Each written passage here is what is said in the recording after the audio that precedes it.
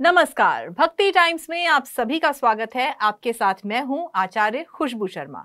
आज का हमारा टॉपिक ऐसा है जो बहुत ही इम्पोर्टेंट है।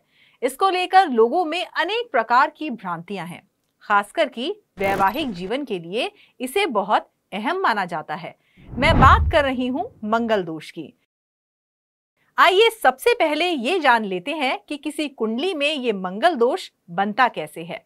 देखिए, जब किसी जातक की लग्न कुंडली के पहले, चौथे, सातवें, आठवें या 12वें भाव में मंगल विराजमान हो तो कुंडली में मंगल दोष है, ऐसा माना जाता है।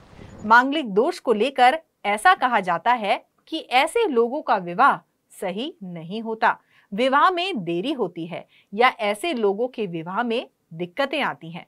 कभी कभी ये भी कहा जाता है कि अगर लड़का लड़की में से एक की कुंडली में मंगल दोष है और दूसरे की कुंडली में ये दोष नहीं है तो वो व्यक्ति जो कि मांगलिक नहीं है उसकी मृत्यु हो जाती है। परंतु क्या ये बात सही है? जी नहीं, ऐसा बिल्कुल नहीं है। जैसा कि हमने बात की कि मंगल दोष यानी कि मांगलिक दोष बनता कैसे है, इसके अनुसार इस दुनिया के लगभग 40 से 45% लोग मांगलिक हो जाते हैं। तो ऐसे सभी लोगों के विवाह खराब नहीं हो सकते हैं। जी हाँ, इस दोष से इतना ज्यादा डरने की जरूरत नहीं है।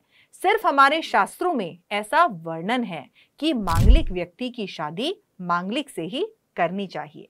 मांगलिक भी दो प्रकार के होते हैं, पहला लग्न मंगली और दूसरा चंद्र मंगली।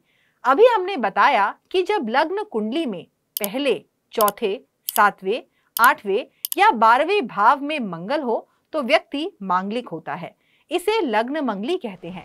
इसी प्रकार जब चंद्र कुंडली में यानी कि चंद्रमा को लग्न मानते हुए पहले, चौथे, सातवें या आठवें भाव में अगर मंगल विराजमान हो, जैसा कि आप यहाँ पर इस कुंडली में देख सकते हैं, मान लीजिए अगर चंद्रमा समझ लीजिए कि यहाँ पर है यानी कि आपकी राशि तुला है, तो आप इसे और कुछ नहीं करना। कई लोग इस चीज में बहुत कंफ्यूज होते हैं कि चंद्र कुंडली क्या होती है। चंद्र कुंडली और कुछ भी नहीं होती है, जहां पर आपके चंद्रमा बैठे होते हैं उसी को आप लग्न बना लीजिए इस तरीके से, जैसे कि आपने यहाँ पर देखा। मैंने इसको उल्टा कर दिया और आप समझिए कि यहाँ पर चंद्रमा है, इसे हमने लग्न मान लिया, लग्न में बैठे हुए मान लिया।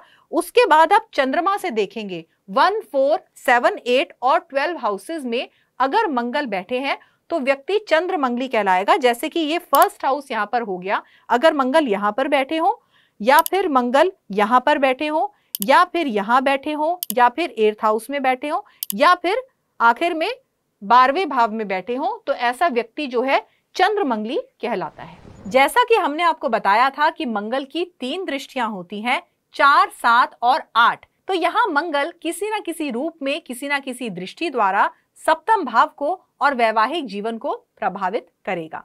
इस प्रकार वो ऊर्जा, वो अग्रेशन मंगल उन सभी कारकत्वों को देगा जो सप्तम भाव से संबंधित है।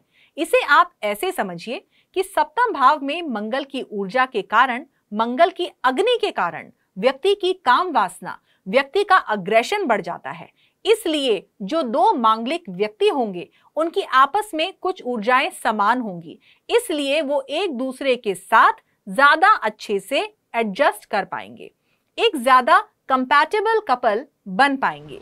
इसके अलावा ये भी कहा जाता है कि अगर कुंडली में मंगल सूर्य के द्वारा अस्त हो, स्व राशि हो यानी कि अपनी राशि में हो या उस पर गुरु की दृष्टि हो, तो भी मंगल दोष का असर कम हो जाता है। अगर आपकी कुंडली में मंगल दोष है और उस पर शनि का भी प्रभाव हो तो ये वैवाहिक जीवन के लिए अच्छा नहीं माना जाता।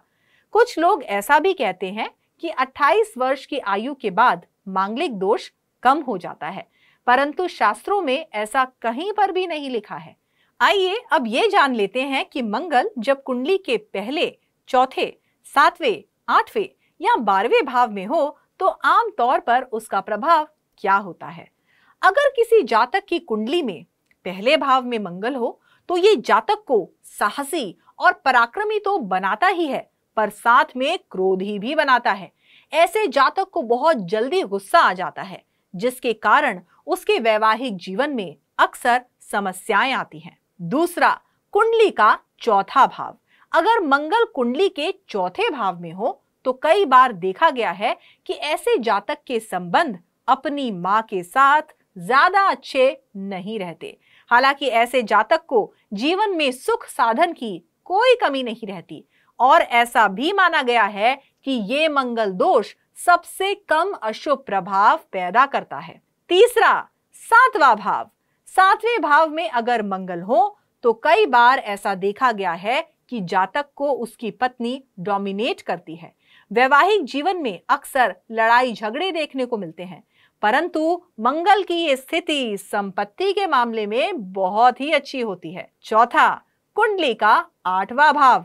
अगर यहाँ पर मंगल देव विराजमान हो तो ये वैवाहिक जीवन में लड़ाई झगड़े पैदा करते हैं। ऐसे व्यक्ति के एक्स्ट्रा मैरिटल अफेयर भी हो सकते हैं और ऐसे जातक को पाइल्स की बीमारी होने की भी संभावना रहती है। पांचवा, कुंडली का 12वां यानी कि आखिरी भाव। अगर 12वें भाव में मंगल हो तो ये व्यक्ति को स्वार्थी बनाता है। ऐसे व्यक्ति के शरीर में बहुत ज्यादा गर्मी पाई जाती है, इसलिए ऐसे व्यक्तियों को गर्म चीजों का सेवन नहीं करना चाहिए। गर्म चीजों से यहाँ पर तात्पर्य है ऐसी चीजें जिनकी तासीर गर्म हो। ऐसे जातकों को धन हानि भी हो सकती है और विवाह की दृष्टि से भी 12वें भाव का मंगल ज्यादा अच्छा नहीं रहता। तो ये तो बात हुई मंगल के कुंडली में 1, 4, 7, 8, 12 भावों में प्रभाव की। लेकिन अगर आप मांगलिक हैं तो इसमें घबराने की कोई बात नहीं है। बस इस चीज का ध्यान रखें कि अगर आप लग्न से मांगलिक हैं तो लग्न मंगली, और अगर आप चंद्रमा से मांगलिक हैं तो चंद्र मंगली व्यक्ति से ही विवाह करें।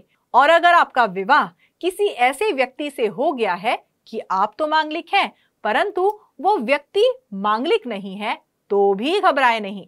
कुछ उपाय करें जिससे कि आपके मंगल की ऊर्जा का स्तर कम होगा और आपका विवाह सुचारू रूप से चलता रहेगा। मंगल ग्रह से संबंधित व्रत उपवास करें, मंगल ग्रह से संबंधित दान करें और हनुमान चालीसा का पाठ करें, जिससे मंगल दोष का प्रभाव कम होगा। तो मंगल दोष पर आज के हमारे इस वीडियो में बस इतना ही। आपको हमारा ये वीडियो कैसा लगा, आप हमें अपना फीडबैक देना मत भूलिएगा। अगर आपको ये वीडियो पसंद आया तो इसे लाइक करें, शेयर करें और हमारे चैनल को सब्सक्राइब करें। नमस्कार।